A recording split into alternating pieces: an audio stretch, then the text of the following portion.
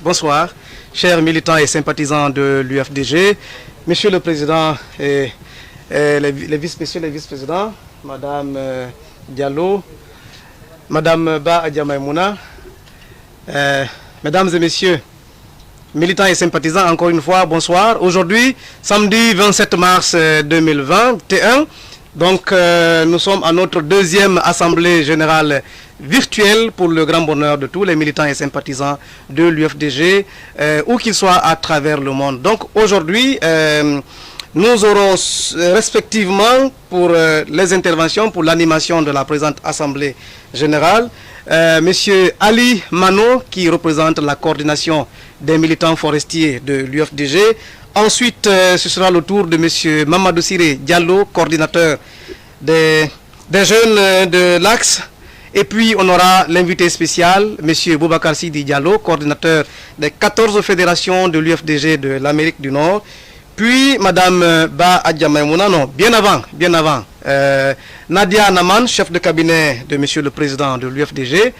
Puis, Mme Ba Adjamaïmouna Diallo, l'épouse du vice-président, M. Chérif Ba, détenu politique.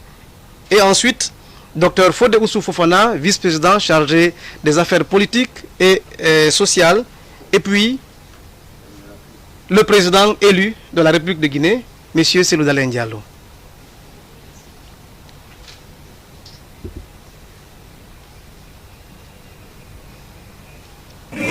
Nation des militants issus de la Guinée forestière à l'UFDG.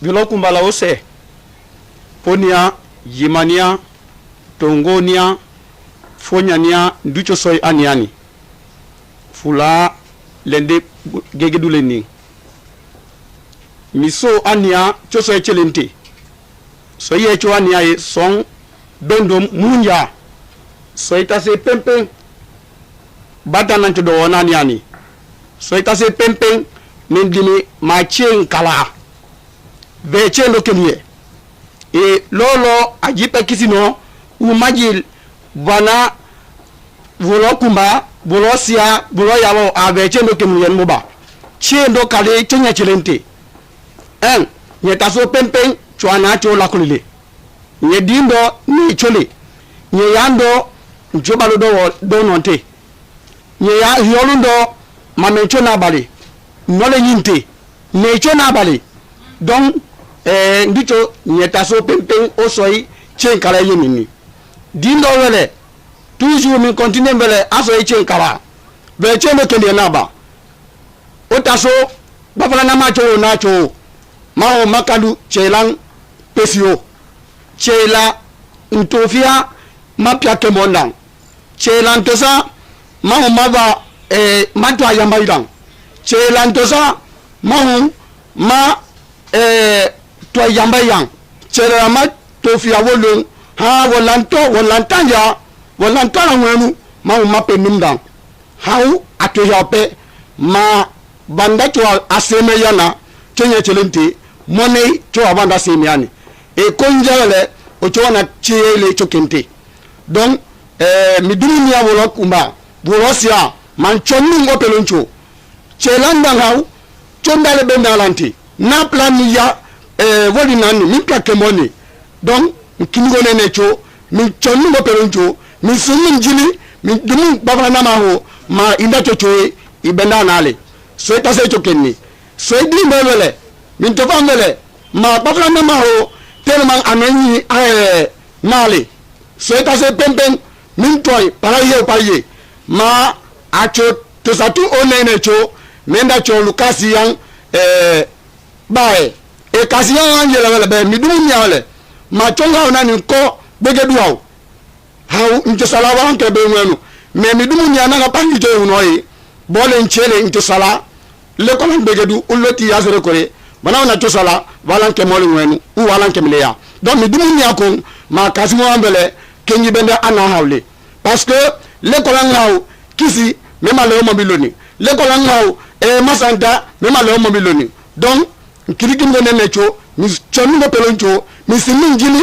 mi dumu bafala na maho ma bilindacho ana golo kuma ma ibendale parce que chona chola kolio a chola kolile donc atuba bele pe ma ko to le o tie na pompo mon la kolka mo a chole donc chon go peloncho mani lewan mi sinu mi dumu wanda ma inda chochoe ibenda nale so edi ndo chokeni so yando lele tuju mi kanu hando le cho golo kuma golo sia golo yawao mi dumu ni awele ma pomwania yemania fonyania tongo ania atwa bia apuncho o famila ndara ninga cho yandani me ona di me maso comme ça buo cho ando acho donc mi dumunia ma kembele ken icho nye henan ana biolo kuma biolo chwali e biolo fayali donc cho ngo peloncho me nan to sango nene choye mi dumu wanda mandabe gine ndada choni mandabe puinda inanda ton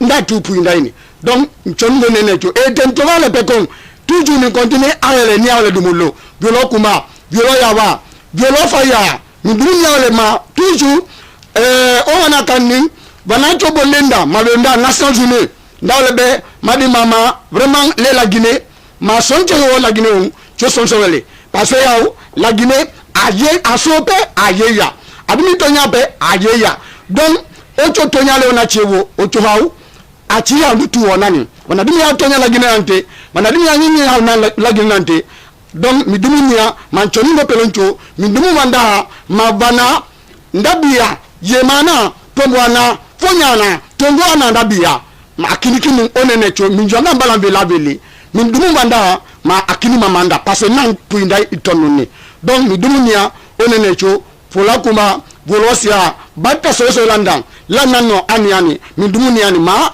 kini mi chonu ngo peloncho parce que ya cho wa so yo ino balali donc de labele he no mi dumuniani te plan ya betana bilo kuma bilo yawa la malaki nchoni shodi wele.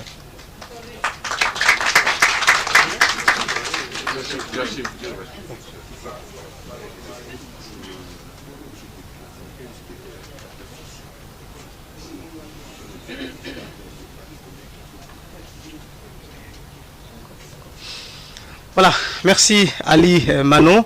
Merci vraiment, ce fut très éloquent. Et donc, il s'agit globalement, pour ceux qui ne comprennent pas donc le quissier, de la cherté de la vie et à laquelle se greffe aujourd'hui le déguerpissement avec un caractère totalement inhumain que le gouvernement est en train d'infliger aux donc, pauvres populations meurtries par la pauvreté depuis pratiquement plus de 10 ans.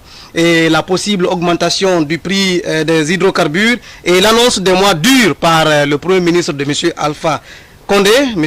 Kassory Fofana. Et donc, le peuple, pour Ali Manon, ne peut pas continuer à payer les conséquences de la mauvaise gouvernance de M. Alpha Condé depuis 10 ans. Il a également rajouté que la situation des détenus politiques aujourd'hui, elle doit préoccuper tout le monde. Il a rappelé la déclaration de donc, la commissaire des Nations Unies aux droits de l'homme, Mme Michelle Bachelet, qui récemment a dénoncé de manière fracassante la situation des détenus politiques en Guinée, quand on sait que M. Alpha Condé a déclaré qu'il n'y a pas d'hommes politiques en prison et par conséquent, il n'y a pas de détenus politiques. Nous savons tous si c'est vrai ou faux. Donc, alors, je donne la parole à Siré Diallo, Mamadou Siré Diallo, coordinateur des mouvements, plutôt des jeunes de l'Axe. Mais bien avant, je me rectifie. Dr Fodé Oussou Fofana, bien-aimé spectateur et téléspectateur de cette assemblée générale virtuelle, Dr Fodé Oussou Fofana n'est pas vice-président chargé des affaires politiques, mais plutôt chargé des affaires juridiques et sociales de l'UFDG. Sidi?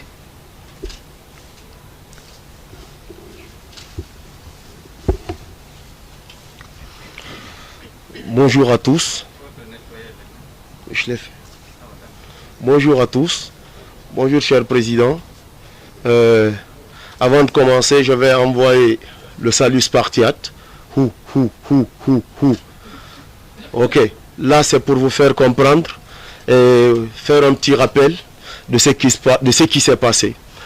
Vous n'êtes pas sans le savoir, chers compatriotes, chers Guinéens, que dès le lendemain du 18 octobre 2020, quand le pouvoir Alpha Condé et son gouvernement ont compris qu'ils ont perdu les élections dans les urnes, ils ont nettoyer le fond de nos caisses pour le mettre à la disposition de l'armée en vue de s'accaparer du pouvoir, l'usurper et le retirer dans les mains de celui qui a été élu par le vaillant peuple de Guinée.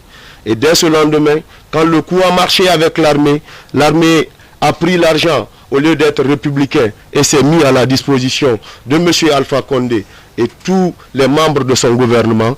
Ils se sont dit, bon, l'heure est venue pour faire comprendre au peuple de Guinée que nous avons compris. Ils ne sont plus pour nous, ils ne sont plus avec nous, ils n'ont pas voté pour nous. Donc il faut nous venger et leur faire comprendre que c'est nous maintenant les chefs. Et pour cela, ils ont automatiquement commencé à nous rendre la vie très difficile, très chère, en fermant d'abord les frontières, faire perdre nos agriculteurs, mais aussi bloquer le peu de denrées de consommation que nous recevions des pays frontaliers. Mais malgré tout, nous avons résisté. Nous avons résisté, vous le savez, dès le lendemain. Dès le lendemain, avec la plus grande technologie, nos responsables politiques ont mis à la disposition du monde entier nos résultats avec les plus grandes preuves. Mais du fait que c'est l'argent qui parle, c'est les nerfs de la guerre, les fonds de caisse étant détenus par Alpha Condé, il n'a pas seulement mis la même mise sur l'armée, mais aussi les institutions de la République, et la Cour constitutionnelle, la CENI et tous les autres. Mais malgré ça, nous avons continué à résister. Vous n'êtes pas sans le savoir, chers compatriotes, qu'il y a un bon temps, c'est-à-dire qu'il y a 2 ans, le premier ministre chef de gouvernement du gouvernement d'Alpha Condé nous avait promis que dans 2 ans, nous allons dépasser la Côte d'Ivoire. Mais malheureusement, il est très déplorable de le dire, qu'à date et à jour, c'est la même personne qui est sortie il y a 2 ans pour nous dire que dans 2 ans, nous allons rivaliser la Côte d'Ivoire, qui est sorti nous dire d'être prêt à vivre la plus grande cherté de vie dans les mois à venir. Vous savez pourquoi? À la suite, c'est le président de la République qui sort pour dire que prochainement, même la vendeuse du piment doit payer les taxes. Mais qui d'entre vous a une vision sur les taxes de l'ARPT? Qui d'entre vous a une vision sur les taxes minières? Personne. Personne de nous ne connaisse où vont nos recettes. Alors que la pauvre vendeuse de piment est en train de payer ses taxes, on nous demande encore de payer les taxes. Vous savez pourquoi? Comme le disait notre cher président, c'est parce qu'il continue, et ça continue, à vivre dans ce pays la course illicite à l'enrichissement. Voici la réalité. C'est qu'aujourd'hui, on est en train de nous faire payer la malgouvernance. Mais malheureusement, si au moins cette malgouvernance que nous sommes en train de payer, ces recettes étaient récoltées et mises à la disposition du peuple de Guinée, en les distribuant équitablement, en fonction des besoins de la République, ça allait être mieux. Mais ce n'est pas ce qui se fait. Comme l'a dit notre cher président, ils sont en train de les empocher, de se les partager. Et c'est ce qui fait mal. Mais ils pensent que nous allons abdiquer. Non, nous ne le ferons jamais. Jamais nous n'abdiquerons. Je vais me limiter là en vous disant merci et merci de vous préparer à répondre lorsque la direction nationale de l'UFDG le demandera, et la direction nationale de l'UFDG et les membres de l'ANAD et les partis alliés qui se sont battus pour élire glorieusement, véritablement et véridiquement le président El Seydou Dalein Diallo dans les urnes au soir du 18 octobre. Encore une fois, merci.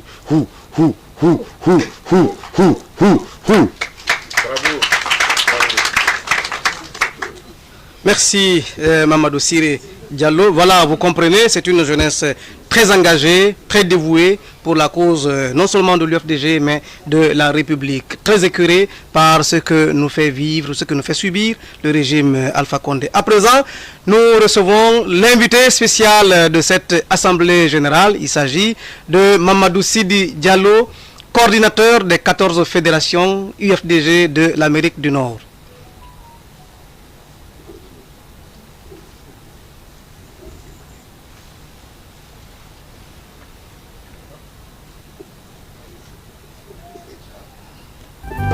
Monsieur, au nom des 14 fédérations de l'UFDG de l'Amérique du Nord, je vous salue avec déférence et félicite la direction nationale ainsi que la coordination de la cellule de communication de l'UFDG pour tout le travail abattu malgré le contexte difficile et contraignant pour notre parti. Chers militants et sympathisants de l'UFDG, où que vous soyez dans le monde, je vous salue et vous exhorte à plus de détermination pour la poursuite du combat jusqu'à l'atteinte de nos objectifs. Chers Guinéens, je m'incline pieusement devant la mémoire de nos martyrs assassinés par le régime Alpha Condé. Ma pensée va envers les militants, sympathisants responsables de l'IFTG et de l'ANAD illégalement détenus sans jugement. En effet, il est de notre devoir impérieux de libérer la Guinée de l'imposture et du décret de la délinquance d'État jamais atteint dans notre pays. Il y a peu de temps, Alpha Condé et son Premier ministre disaient aux Guinéens que la Guinée est un pays avec une économie solide, un taux de croissance de 5,5%. Une capacité de mobilisation des ressources internes jamais égale depuis l'indépendance. Il s'est fixé du coup pour objectif la redistribution des richesses au peuple et par la même occasion dépasser la Côte d'Ivoire et le Sénégal. De nos jours, les réalités rattrapent ceux qui ont pris le vilain plaisir d'ériger le mensonge et la supercherie en mode de gouvernance. La guerre ouverte déclarée aux opérateurs économiques dont la plupart sont humiliés, torpillés, maltraités et des biens détruits parce qu'ils sont proches de l'opposition, notamment de l'IFDG, affecte dangereusement la création des richesses au niveau interne. La fermeture injustifiée des frontières a contribué à appauvrir les Guinéens et des centaines de milliers de nos compatriotes. Le tout couronné par le déguerpissement inhumain et inopportun malgré la crise sanitaire sévissant de plein fouet qui plonge le pays entier dans la précarité. À l'allure où vont les choses, on est tenté de croire qu'il y a un plan concerté au plus haut niveau de l'appareil étatique pour appauvrir les Guinéens et les maintenir dans la précarité, pour mieux les contrôler. Les caisses de l'État sont totalement vides, tout le monde s'inquiète peu, les responsables de la situation sont connus de tout le monde. Où sont partis, qui ne connaît pas des 20 millions d'euros détournés par un ministre, qui ne se rappelle pas des 700 millions de Rio Tinto qui ont été détournés, lapidés, qui ne se rappelle pas de la corruption, des détournements de l'Office guinéen des chargeurs. Laissez-moi vous dire, ce clan d'affairistes n'est venu ici que pour s'enrichir. Il appartient aux Guinéens de se libérer de tous ces imposteurs qui ont pris le pouvoir de force sans jamais l'exercer pour le bonheur de nos concitoyens. Les caisses de l'État sont vides, une inflation de 10,7%, le système financier est fébrile, la situation économique est catastrophique, le régime fait usage des bons du trésor. Pour le mois de février seulement, Alpha Condé et son clan ont emprunté plus de 1000 milliards de francs guinéens. Donc, pour préparer nos esprits à une douleur supplémentaire, Kassori Fofana a invité les Guinéens à se tenir prêts. Ils veulent augmenter le prix du carburant et du coup permettre une hausse généralisée des prix des denrées de première nécessité. Les Guinéens doivent refuser de payer les conséquences de la mauvaise gouvernance et de la corruption des affairistes au pouvoir. Le litre d'essence doit être vendu à 5 000 francs autrement. Les Guinéens doivent s'opposer à l'augmentation du prix du litre d'essence autrement. Je remercie et félicite toutes les structures du parti, les sections, les fédérations, les coordinations IFDG, Europe, Afrique et Amérique, les membres du bureau exécutif national, les membres du bureau du conseil politique, la chef de cabinet, le coordinateur chargé des structures du parti à l'étranger, les vice-présidents. J'aimerais rassurer le président de la Guinée, Cellou Diallo, CDD pour les intimes, sur ce que sur son leadership nous triompherons. Pas de recul, je vous remercie. Que Dieu bénisse la Guinée. L'autosuffisance alimentaire, assurer la transformation et la valorisation de nos ressources minières en Guinée. Avant de continuer donc cette assemblée, nous allons recevoir Nadia Naman, chef de cabinet, Monsieur le Président. Alors, nous vous communiquons un numéro WhatsApp, c'est donc le 00224 657 81 59 45, 657 81 59 45. Vous pouvez poser vos questions à votre cher président, à notre cher président. Les questions, nous lui transmettrons certaines, bien évidemment pas toutes, auxquelles il voudra bien répondre lorsqu'il prendra la parole. C'est dire que l'UFDG, donc cette assemblée virtuelle, nous l'avons voulu interactive avec vous, chers militants et sympathisants. Je répète donc le numéro 657 81 59 45. Posez vos questions, c'est maintenant, avant que le président Cellou Dalein Diallo ne prenne la parole. Nous recevons Nadia Naman.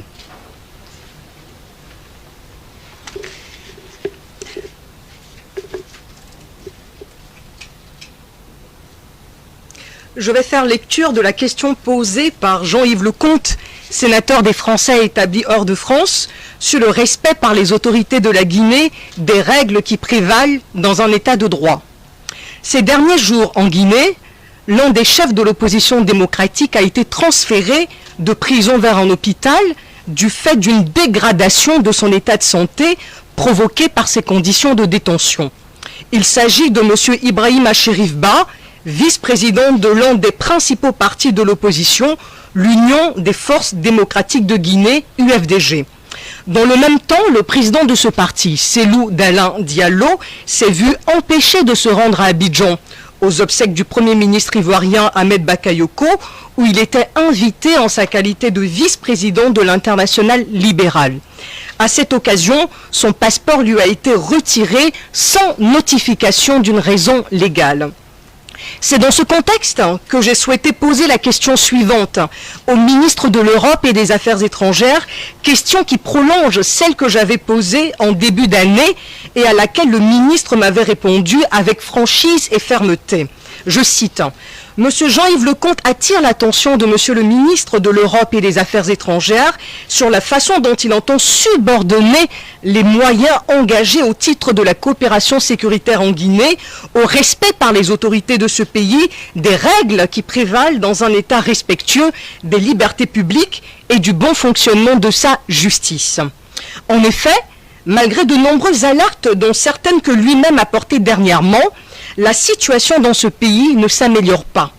Alors que des dizaines de manifestants ont été tués et des centaines blessés, l'impunité demeure la règle, ouvrant la voie à la répétition de ces réponses violentes à toute forme d'opposition au régime. Selon une liste nominative établie par des avocats représentant des opposants, 167 militants ou sympathisants de mouvements civiques, de partis politiques de l'opposition sont actuellement détenus à la maison centrale de Conakry. De même que les journalistes qui couvraient ces manifestations et qui sont détenus pour cette raison. Ils font partie de ces quelques 350 à 400 personnes du même profil qui seraient détenues dans l'ensemble du pays, selon cette même liste présentée comme non exhaustive. Les opposants emprisonnés risquent leur vie. Ainsi, en 2 mois, 4 personnes, dont 3 militants ou sympathisants de l'UFDG, sont mortes pendant leur détention provisoire à la prison centrale de Conakry, la capitale. Elles ont été arrêtées dans le cadre de la contestation du référendum constitutionnel et des résultats de l'élection présidentielle du 18 octobre 2020. Aucune enquête n'a été engagée pour faire la lumière sur les circonstances de leur décès. Interpellée par Amnesty International, la délégation de l'Union européenne en Guinée a confirmé l'implication de la brigade de recherche et d'intervention BRI guinéenne dans des missions visant des opposants politiques. Cette brigade a bénéficié de l'appui de l'Union européenne dans le cadre du programme d'appui à la réforme du secteur de sécurité PARS. Ce programme a rendu possible la création et l'opérationnalisation de la division d'appui opérationnel DAO, dont la BRI est l'une des 3 sections. Cet appui a permis l'acquisition d'équipements, mais également l'organisation de formations, y compris à la surveillance et au renseignement. Dans le contexte de répression et compte tenu des responsabilités de la BRI, l'Union européenne a indiqué avoir suspendu des activités déjà prévues dans le cadre de cette coopération. Dans ce contexte, affirme le sénateur Jean-Yves Lecomte, où la coopération sécuritaire avec la Guinée présente le risque que les moyens engagés contribuent encore à des violations des droits humains, il souhaite connaître l'état des coopérations en cours dans le domaine de la sécurité entre la France et la Guinée, que celles-ci se tiennent dans un cadre européen ou bilatéral. Plus largement, Le sénateur souhaite connaître l'état et l'ampleur des projets de coopération envisagés. Enfin, il souhaite savoir si des mesures ont été prises pour garantir que ces coopérations n'alimentent pas, sous de nouvelles formes, la répression des opposants ou, à défaut, pour les suspendre si ces garanties ne sont pas obtenues. Cette question, faut-il le rappeler, a été publiée au journal officiel français le 25 mars. Il s'agit de rappeler la réaction de la communauté internationale et de Madame la haut-commissaire aux droits de l'homme aux Nations Unies, Madame Michelle Bachelet, qui déplorait récemment le sort réservé aux opposants politiques, déclarant devant le Conseil des droits de l'homme réuni à Genève, je cite, que l'arrestation et la détention de membres de l'opposition et d'activistes de la société civile sous de fausses accusations d'atteinte à la sécurité intérieure de l'État sapent gravement les fondements de la gouvernance démocratique. Madame Bachelet demande au gouvernement guinéen de libérer toutes les personnes détenues pour avoir exercé leur droit à la liberté d'expression, de réunion pacifique et de participation, et de garantir des procès équitables aux personnes accusées d'infractions pénales. Militants et sympathisants de l'UFDG, mes chers compatriotes, le monde n'est pas tout à fait indifférent aux exactions, violations et abus de droit que nous subissons. Si le pouvoir a le sentiment que face à ces excès et ces dérives dictatoriales, nous optons pour une démission collective, il persistera dans sa dynamique d'oppression et de répression. Si au contraire, chers militants et sympathisants, nous ne montrons aucun signe de fléchissement, aucun signe de résignation, aucun signe de capitulation, si au contraire nous maintenons notre détermination intacte en continuant d'utiliser toutes les voies du droit et de la résistance pacifique, il ne tiendra pas face à la force que nous constituerons et à l'unité que nous afficherons. Notre indignation et notre dénonciation de l'injustice et de l'arbitraire susciteront, j'en suis intimement convaincu, des engagements individuels et collectifs qui ne manqueront pas de transformer en profondeur notre chère Guinée. Alors, comme nous exhortait Stéphane Hessel il y a quelques années, indignez-vous, indignons-nous, car l'indignation est le ferment de l'esprit de résistance. Je vous remercie.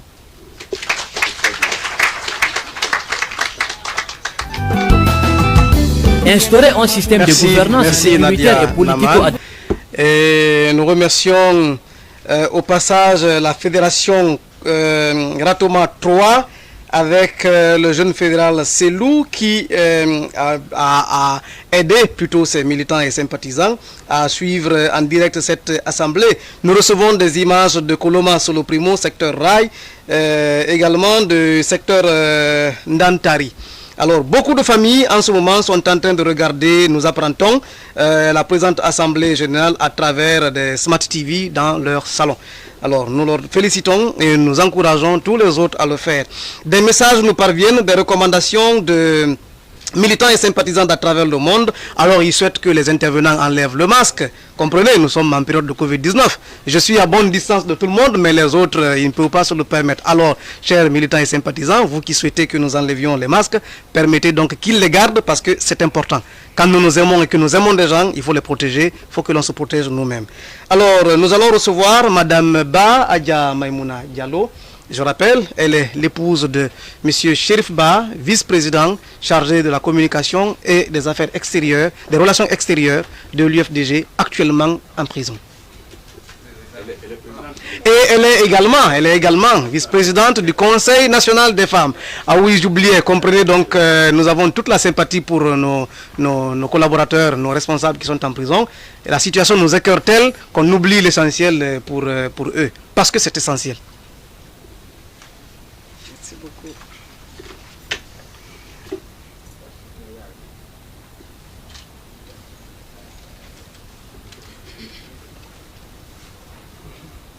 Excellences, Monsieur le Président Elhadj Mamadou Cellou Dalein Diallo, Mesdames et Messieurs les vice-présidents, Mesdames et Messieurs les membres du Conseil politique, Mesdames et Messieurs les membres du Bureau exécutif, Mesdames et Messieurs les secrétaires fédéraux de toutes les fédérations du parti, chères militantes et militants de notre grand parti. j'ai l'honneur et le grand plaisir de prendre la parole ici, devant notre auguste assemblée, au nom de toutes les femmes de notre grand parti. Permettez-moi tout d'abord de vous saluer et vous souhaiter une très bonne santé en cette période de pandémie de Covid-19. Chères militantes et militants, je ne vous apprends rien de nouveau en vous disant que les temps sont difficiles. Surtout pour vous les femmes qui vous occupez des ménages, de l'école et de soins des enfants. Nous savons toutes que le panier de la ménagère est devenu presque impossible à garnir à cause de l'inflation galopante dont tous les Guinéens sont victimes aujourd'hui. Non content de ça, le gouvernement nous promet des temps encore plus difficiles, notamment par l'augmentation prochaine du prix de carburant à la pompe. Non, ce n'est pas à nous de supporter le coût de la malgouvernance de ce régime. Nous devons refuser de supporter cela sans adopter la protestation la plus appropriée à la situation. On nous a promis une prospérité partagée. Au lieu de cela, on nous impose une pauvreté généralisée, encore jamais connue par le peuple martyr de Guinée. Et malheureusement, les femmes sont encore en première ligne de cette souffrance quotidienne. Nous savons encore qu'on nous a promis une césarienne gratuite, mais elle est encore payante et de nombreuses femmes meurent encore en donnant la vie. Dans notre pays, château d'eau de l'Afrique occidentale, la fête de l'eau récemment célébrée a montré que les femmes dans nos villes et nos villages continuent encore à obtenir de l'eau dans les forages là où il y en a, car les robinets sont toujours secs. Dans cette situation difficile, rien n'est fait du côté des gouvernants pour aplanir et décrisper la situation. Chères militantes et militants, des opposants qui sont nos maris, nos frères et nos enfants croupissent injustement en prison dans des conditions très difficiles.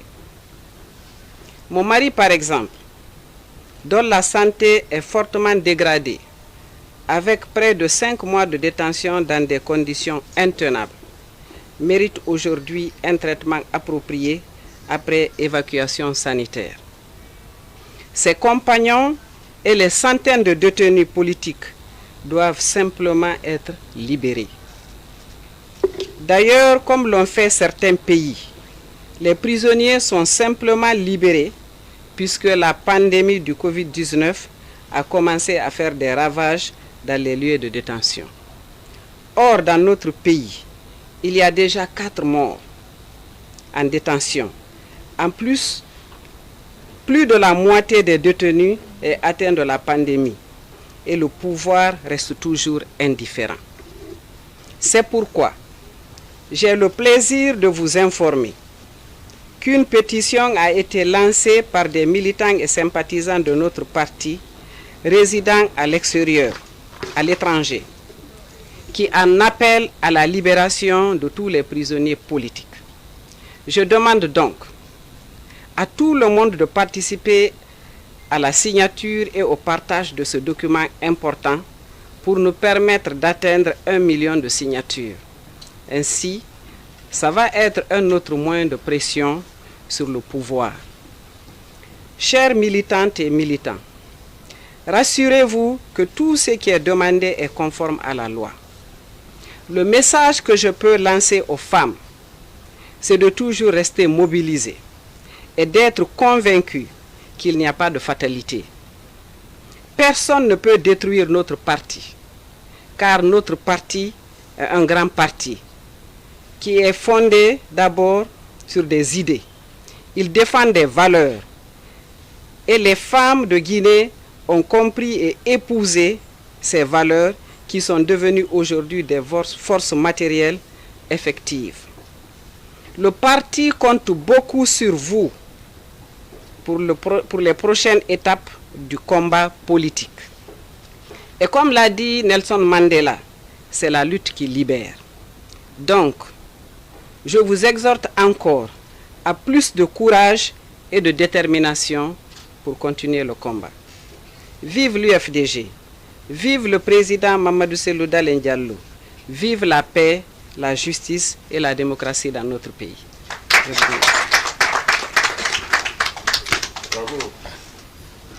Merci à Madame la Présidente du Conseil national des femmes de l'UFDG. Tout à l'heure, je parlais donc de Koloma 3, il s'agit plutôt de Koloma 1. Donc Mamadou Cellou Diallo est fédéral de Ratoma 1 et non 3. Donc voilà, toutes mes excuses, je lui présente mes excuses et aussi à vous qui nous suivez.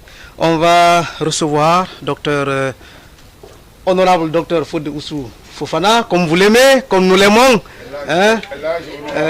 Alors on me dit, donc Elhadj docteur honorable Fodé Oussou Fofana, vice-président. Merci.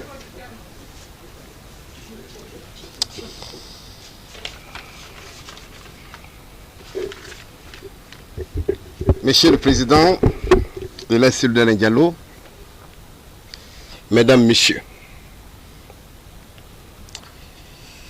je voudrais tout d'abord m'incliner devant vous tous pour nos frères, nos militants qui ont été emprisonnés ici et sur l'étendue du territoire national. J'ai aussi une pensée très émue pour nos différents responsables qui sont emprisonnés et qui sont à la maison centrale. Les militants du FDG, les militants de l'ANAD et du FNDC. Je voudrais ici parler de monsieur le vice-président Chérif Ba, vice-président de l'UFDG, un homme âgé de 113 ans qui est en prison. Je voulais saluer le courage de son épouse, notre présidente des femmes. Une pensée pour l'honorable Ousmane Gawal et Cellou Baldé, le maire Aboulaye Ba de Kindia, le président Etienne Soropodji, le vice-maire Ismaël Condé de Matam, le camarade Fonike Mangué du FNDC, Madik Sans Frontières. Et je pense aussi à des centaines de militants anonymes qui sont aussi emprisonnés. L'UFDG est un parti démocratique qui a l'aspiration et la volonté d'installer durablement la démocratie et l'état de droit dans notre pays. C'est pourquoi notre parti, notre grand parti, ne doit pas être un terrain de chasse aux sorcières. Monsieur le Président, l'UFDG est en train de passer des moments difficiles, c'est vrai. Mais dans ces conditions, qu'est-ce qu'il faut faire? Quelle doit être notre attitude? Quel doit être notre comportement? À mon humble avis, la première solution, c'est l'unité. L'unité entre les dirigeants, l'unité entre les militants, l'unité entre les militants et les dirigeants.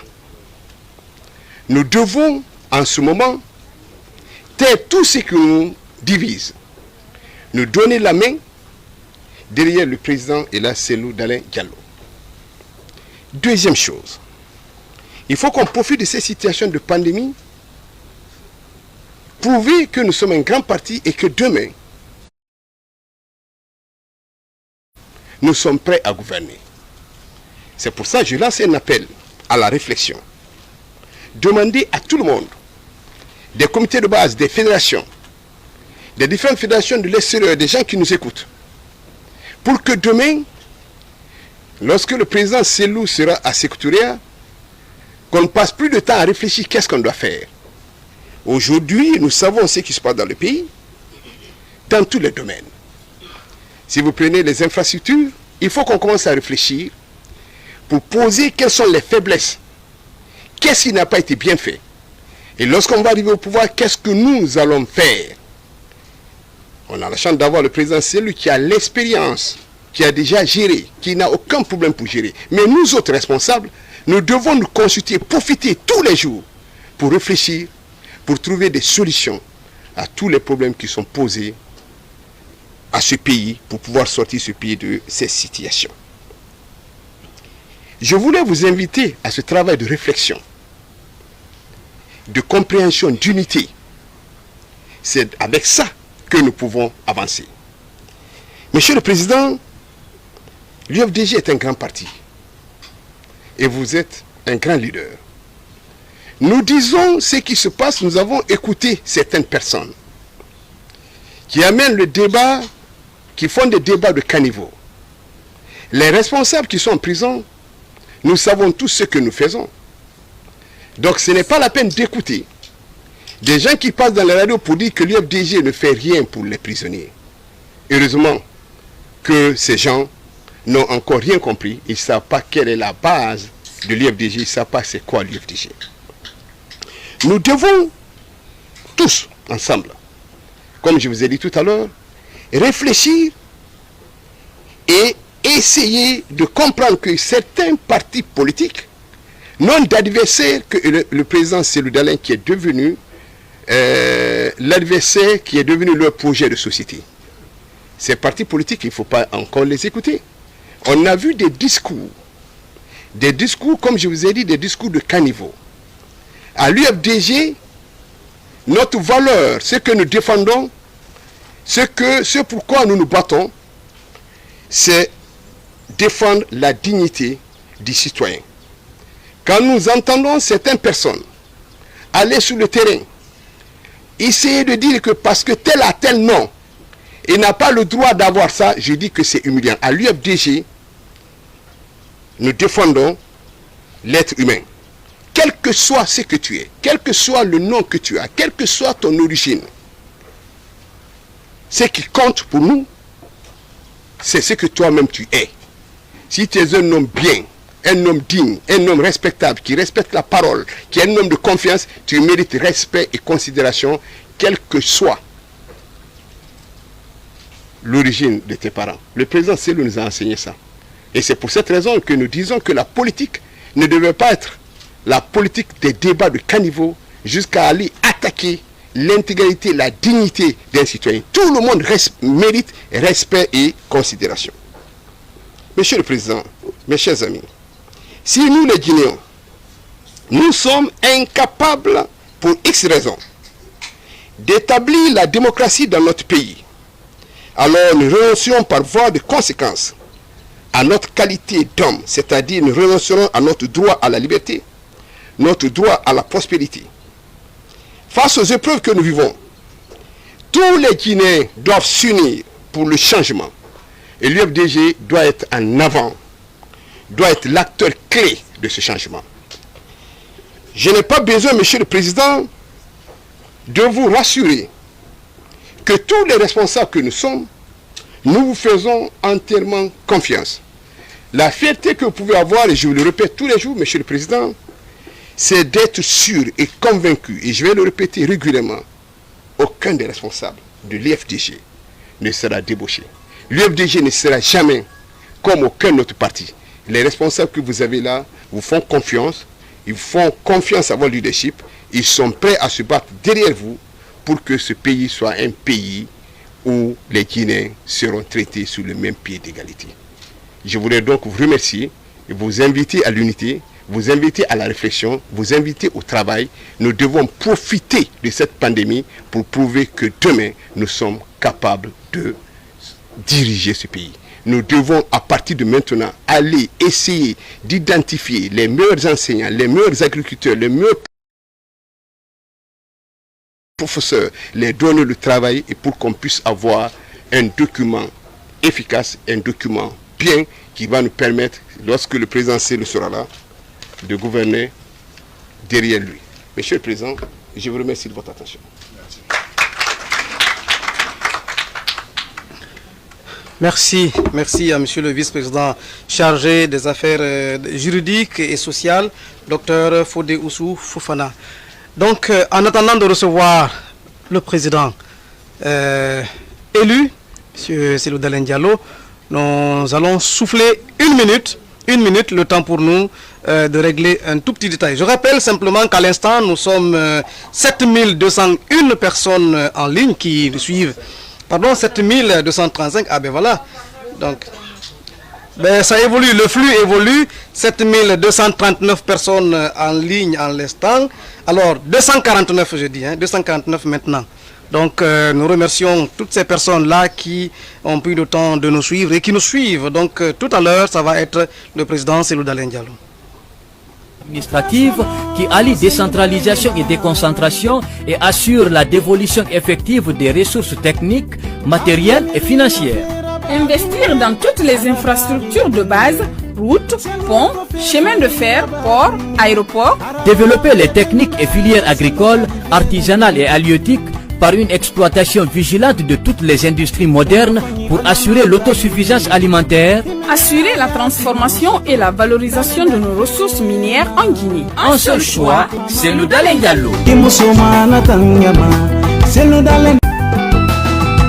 Instaurer un système de gouvernance sécuritaire et politico-administrative qui allie décentralisation et déconcentration et assure la dévolution effective des ressources techniques, matérielles et financières.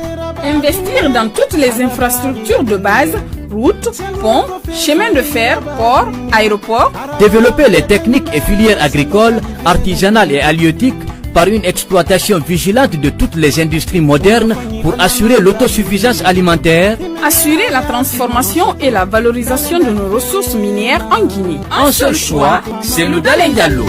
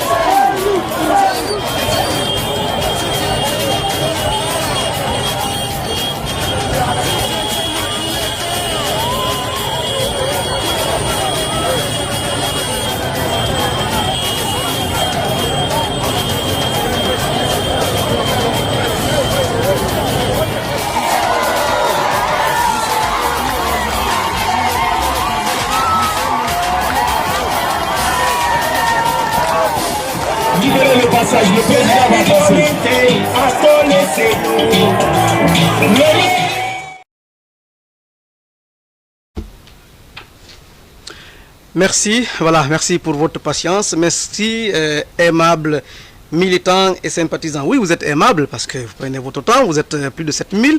Alors, nous ne pouvons que vous remercier et vous encourager davantage. Je vous annonçais donc, je vous l'annonçais, monsieur le président élu de la République de Guinée. C'est vrai, nous n'exerçons pas le pouvoir, mais nous avons bénéficié de l'onction du peuple. Donc, nous recevons monsieur Cellou Dalein Diallo, président.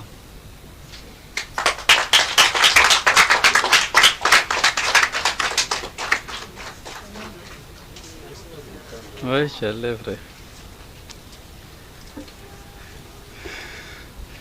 Très bien. J'aurai l'opportunité de m'adresser tout à l'heure aux militants et sympathisants du parti, mais j'ai un message à délivrer aux Guinéens. Je vais délivrer ce message. Guinéens, chers compatriotes,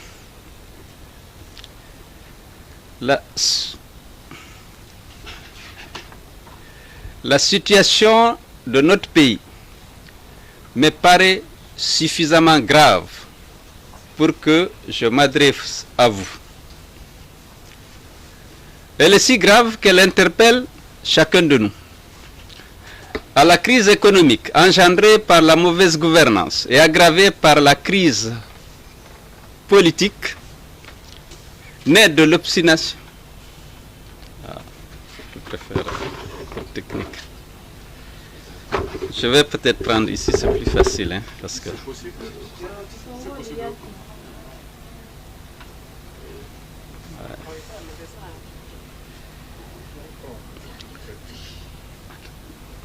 Je disais que la situation de notre pays est si grave qu'elle interpelle chacun de nous.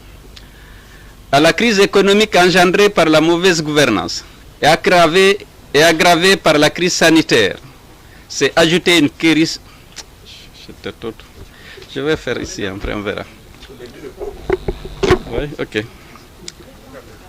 Guinéennes et Guinéens, chers compatriotes, le message que je vais délivrer, je l'ai écrit, parce que c'est tellement important pour moi.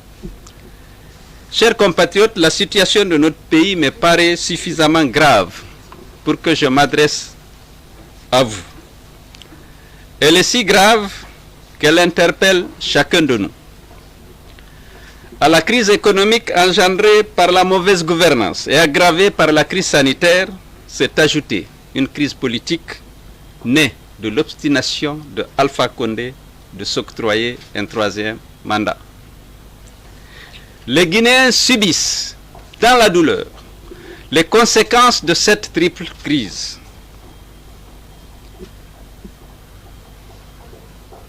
La crise sanitaire qui s'aggrave avec une deuxième vague du Covid-19 et une propagation effrénée du virus à Conakry et à l'intérieur du pays, entraînant la saturation des centres de traitement et l'impossibilité d'isoler et de prendre convenablement en charge tous les malades.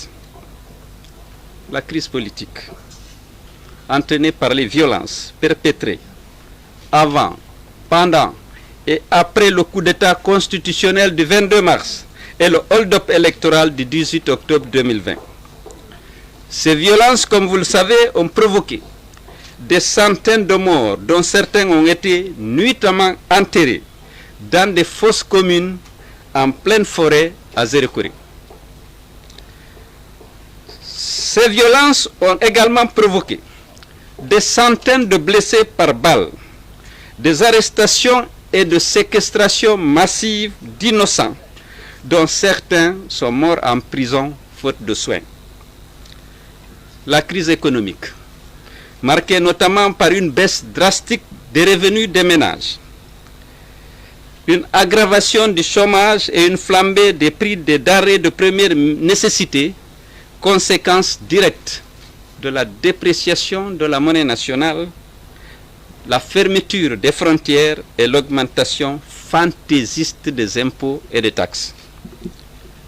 Alors que les populations peinent à faire face à cette avalanche de malheur, voilà que Alpha Condé et son clan mobilisent bulldozers, gradeurs, pelles mécaniques pour aller à l'assaut des maisons d'habitation et des commerces des pauvres citoyens, faisant des centaines de sans-abri, dont la plupart se trouvent aujourd'hui privés de leur seule source de revenus. Ce qui est révoltant, c'est que cette opération est menée dans un contexte de crise aiguë et sans aucun programme d'aménagement des voies publiques et des terrains libérés par le déguerpissement. Mes chers compatriotes, c'est le citoyen, dans l'homme politique que je suis, qui tient à s'adresser à vous pour exprimer sa solidarité avec toutes les victimes de ces multiples crises et vous dire que les misères que nous vivons ne sont pas une fatalité, mais plutôt la conséquence d'une mauvaise gouvernance et d'un manque de vision et d'humanisme de nos dirigeants. Face à cette situation, beaucoup d'entre vous se demandent aujourd'hui à quel saint se vouer. Je ne m'adresse donc pas à vous parce que j'ai été empêché une fois de plus de voyager ou parce que mon siège et mes bureaux sont, sans aucune base légale, fermés et occupés par les forces de défense et de sécurité, ou parce que les militants de mon parti et mes proches collaborateurs sont arbitrairement détenus à la maison centrale. Derrière toutes ces exactions que subissent l'UFDG, l'ANAD, le FNDC, il y a une volonté d'Alpha Condé de rendre irréversible son 3e mandat illégal et de soumettre notre pays à une dictature qui confisque nos droits et libertés et détourne nos richesses au profit de l'élite dirigeante. Ma parole aujourd'hui convoque donc notre humanité. Oui, notre humanité, celle de toutes nos communautés ethniques, de toutes nos formations politiques et de toutes les organisations de la société civile que compte notre beau pays. J'en appelle à ce qui nous lie et qui peut nous unir, les valeurs que nous partageons, notre désir de vivre ensemble décemment sur la terre de nos ancêtres, notre aspiration commune au progrès, à la justice et à la paix. Ne soyons plus des spectateurs passifs d'une déshumanisation de notre société érigée en rang de politique publique. Regardons notre misérable condition économique et sociale, les difficultés pour se nourrir, se loger ou se vêtir, l'absence d'hôpitaux décents, la vétusté des infrastructures scolaires et la faiblesse du niveau de l'enseignement, la dégradation des routes, les conditions de vie pénibles de nos retraités, le chômage de nos jeunes qui les oblige souvent à emprunter le chemin périlleux de l'émigration, les violences de toutes sortes faites aux femmes, la faillite de l'État et l'instrumentation de la justice, l'abandon dans un état de dénuement total des personnes déguerpies. Concernant cette opération de déguerpissement, est-ce le sens du gouverner autrement que de détruire sans aucun dédommagement, sans aucun plan de réaménagement, des maisons et des boutiques acquises pendant de longues années de labeur? Mes chers compatriotes, l'enjeu va au-delà des persécutions que subissent les opposants au 3e mandat, notamment les partisans et cadres de l'UFDG, de l'ANAD et du FNDC. Il s'agit de prendre conscience du profond mépris d'Alpha Condé pour les Guinéens qu'il identifie avec son arrogance habituelle aux tortues qu'il faut brutaliser pour qu'elles avancent. Nous ne sommes donc plus dans une relation de gouvernant et de gouverné. Non, le contexte actuel de répression et de contraintes que celle-ci exerce sur nos esprits nous montre que nous sommes face à un rouleau compresseur au service d'un pouvoir despotique. Prendre la parole aujourd'hui, c'est aussi pour nous dire que nous ne sommes pas condamnés à subir cette folie du pouvoir et ses conséquences que sont la déshumanisation sociale, le sous-développement économique et l'enterrement de l'état de droit. À ce désir insatiable de dominer que nourrissent Alpha Condé et son clan, qui confisquent à leur profit personnel nos richesses, nous pouvons opposer la force du droit et de notre dignité. Je ne parle donc pas pour revendiquer ma liberté brimée, mais pour vous dire qu'il y a pire que la privation de la liberté. C'est l'arrogance assumée à l'égard de la population guinéenne, meurtrie par un État devenu tyrannique. Or, sommes-nous prêts à vivre dans le mépris et dans le déshonneur? Voulons-nous voir notre dignité niée, nos droits bafoués? Telles sont les questions que nous pose aujourd'hui Alpha Condé. Je ne crois pas me tromper en disant que la réponse du peuple de Guinée est non. Et parce que tel est le cas, assumons notre réponse comme ce fut le cas en septembre 1958.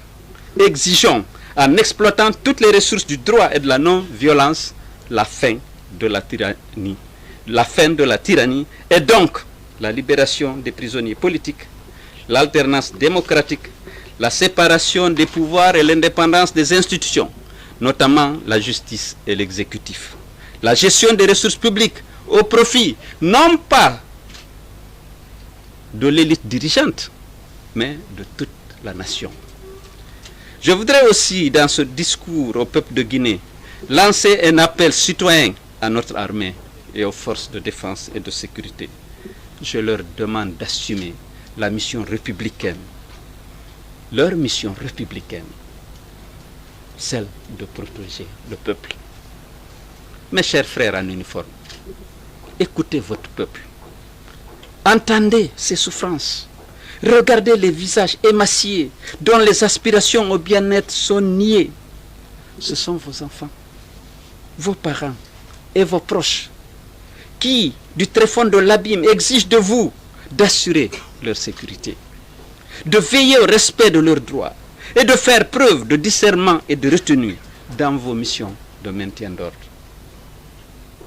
Mes chers compatriotes, je voudrais terminer mon adresse par une exhortation au rassemblement et à la mobilisation. Le rassemblement pour mettre en échec la politique de division suscitée et encouragée par Alpha Condé, consistant à opposer les ethnies les unes aux autres. Le rassemblement et la mobilisation de tous ceux qui veulent œuvrer à la refondation de l'État, à la promotion de la réconciliation, de la démocratie et de la solidarité dans le respect des droits et libertés de tous les fils de la nation. C'est pourquoi j'invite encore une fois tous les Guinéens, attachés à ces valeurs et conscients des risques et menaces que la politique actuelle d'Alpha Condé fait peser sur notre devenir commun, à se mettre ensemble pour sauver notre pays. Tous ensemble, sauvons la Guinée. Vive la Guinée, je vous remercie.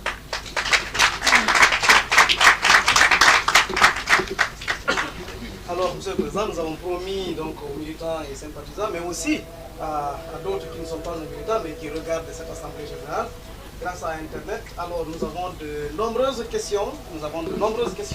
Vraiment, il y a à peu près 72 ou 73 personnes qui ont écrit, mais nous avons recensé essentiellement 2 questions.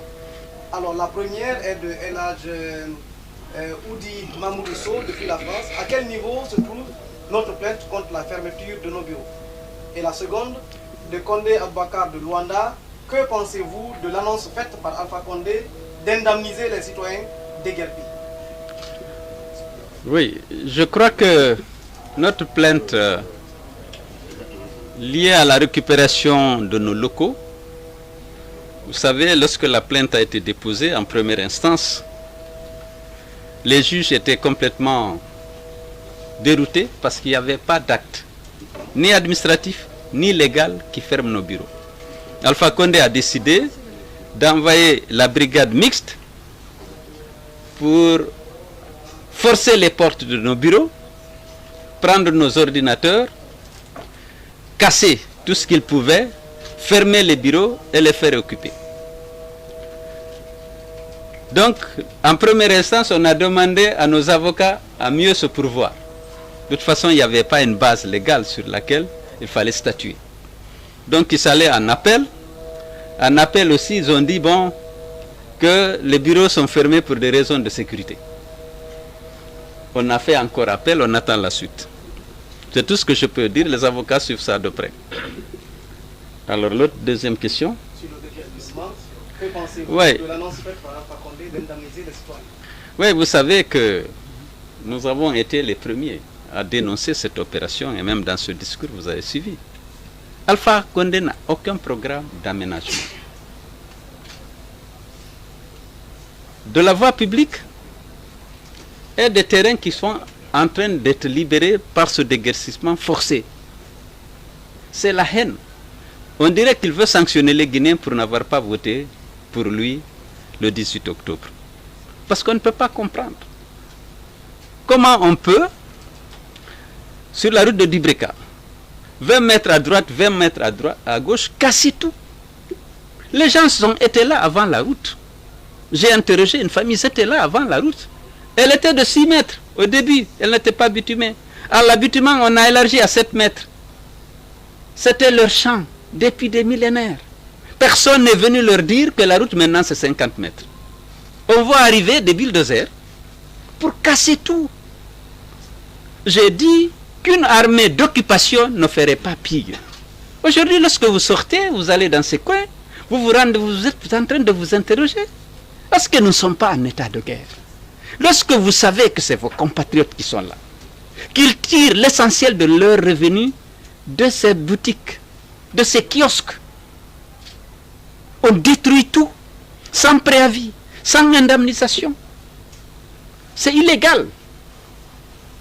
L'État peut récupérer un domaine, même si c'est la propriété privée d'un citoyen, pour cause d'utilité publique, après une juste indemnisation. Si à la cause d'utilité publique, elle est établie, elle est mise en évidence, l'État peut venir vers le propriétaire, négocier la récupération. Et lorsque dans les projets de développement, les bailleurs de fonds étaient particulièrement attachés à l'indemnisation de tous les propriétaires de biens, que la libération d'une voie habituelle, par exemple, aurait exigé. Quel est le modèle de là? On te demande, ce n'est pas le moment de vérifier si tu es propriétaire ou tu avais une autorisation d'occuper. Si l'aménagement de la voie exige que tu libères une partie alors que tu avais un kiosque ou un arbre fruitier, la loi commande qu'on t'indemnise. Mais ici, ce qu'on a vu, c'est la haine. Il y a des maisons qui étaient loin de l'emprise de la voie. Le problème, c'est que l'État n'a aucun projet. Donc nous avons été les premiers à dénoncer cette situation. Et naturellement, lorsque l'UFDG parle, on en tient compte. Alpha dit, bon, on va indemniser ceux qui ont des papiers. Si notre discours peut permettre à indemniser, vraiment, ce aura été bon, qu'il faut dénoncer, parce que ce n'est pas légal, ce n'est pas juste et c'est inhumain. Nous sommes en crise, triple crise, crise sanitaire, crise économique, crise politique. Ce n'est pas le moment qu'il faut choisir pour venir détruire les sources de revenus des pauvres militants. Donc ça, si Alpha veut indemniser, mais c'est tant mieux.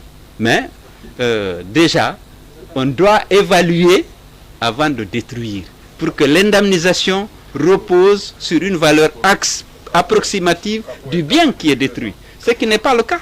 Maintenant, comment il va indemniser? Il n'a même pas la possibilité, s'il avait la volonté, je doute de sa volonté. Mais c'est ça, alors, normalement, c'est illégal lorsque vous venez faire déguerpir quelqu'un, comme les gens de Dibreka qui étaient là avant l'arrivée de la route, c'était leur champ, c'était leur plantation. On a dit la route c'est 7 mètres, ils ont reculé. On vient, on leur dit, depuis février là, que c'est 50 mètres. Et toutes les maisons d'habitation, toutes les kiosques ont été liquidés comme ça. Bien. Oui, mais voilà, parce que Kaporo, il a fait la même chose à Kaporo. Avec un acharnement, une méchanceté, une haine visible. Que c'est comme c'était au lendemain des élections locales et que Kaporo n'avait pas voté pour lui. C'était une sanction qu'il était en train d'infliger. Ce n'est pas un homme d'État. L'homme d'État a pitié des citoyens guinéens, quelle que soit leur appartenance politique. Mais ça, ce n'est pas Alpha Condé, malheureusement. Alors, Fodé Ousso a demandé, je sais qu'il y a une autre question, c'est rapport à l'actualisation de notre programme. Mais il faut dire que depuis 2010, l'UFDG a un programme. C'est-à-dire que ce n'est pas ça. Avant d'aller à la conquête du pouvoir, nous avions élaboré un programme. En 2020, on a actualisé ce programme. Il faut que les gens soient sûrs que nous sommes prêts à gouverner demain. Mais il faut toujours remettre en cause. parce qu'il y a des développements dont il faut tenir compte, des situations qu'il faut intégrer. Mais sinon, je vais vous dire qu'avec Kalimoudou, on avait élaboré déjà pour les routes, je vais rappeler, on avait un programme sectoriel de transport qui visait à désenclaver par une route bitumée l'ensemble des préfectures de Guinée. Ça fait environ 2000 km. Actuellement, le stock de routes bitumées, c'est 2000 km. C'est ce qu'on a laissé. Alpha n'a pas fait 2 km. Le seul rajout, ça a été Zérekoré, Bela, c'est Rio Tinto qui a fait. Il n'y a pas 2 km de plus. Ils n'ont même pas pu entretenir le stock qu'ils ont hérité du président général Lansana Conté. Mais ils n'ont pas fait 2 km de nouvelles routes. Alors nous, il y avait un programme d'entretien de ce qui existe, les 2200 km, et ensuite il y avait 2000 km à ajouter. Et ces 2000 km, je peux vous les citer, vous quittez le Yomou, vous venez à Kankan. Ça fait environ 482 km. Vous quittez Kindia, vous allez à Gawal, ça fait environ 270 km. Vous quittez Labé, vous allez à Sigiri via Koubia et Dingirai, ça fait 402 km. Et puis il reste maintenant les petits tronçons que vous alliez faire, c'est-à-dire Bisikrima. Vous pouvez faire Bisikrima Dingirai. Et il y avait, je viendrai sur les routes inter-États tout de suite. Après vous prenez Popodra Leluma, vous faites Taramba Koubia, et puis vous faites finalement, vous avez Boké Gawal. Alors si vous faites ça, toutes les préfectures sont désenclavées. Il y avait les routes inter-États. Pour certains, il y a des projets qui avaient déjà les dossiers d'appel d'offres, comme Boké Kebo, hein, Labé Mali Kidougou. Et vous avez Lola Dadane, et puis vous avez Kankan Odjene qu'on avait lancé avant de quitter avec la Côte d'Ivoire. Patrick Achi, l'actuel Premier ministre, était le ministre des Infrastructures. Nous sommes allés négocier ça. On a même été financé le projet, l'étude sur un PTF, c'est-à-dire sur des fonds qui étaient destinés aux projets urgents. Donc si vous faites ça, vous avez désenclavé le pays avec ses pays voisins. Vous avez désenclavé toutes les préfectures avec des routes vêtues. Il restera des choses à faire, mais il y a l'entretien.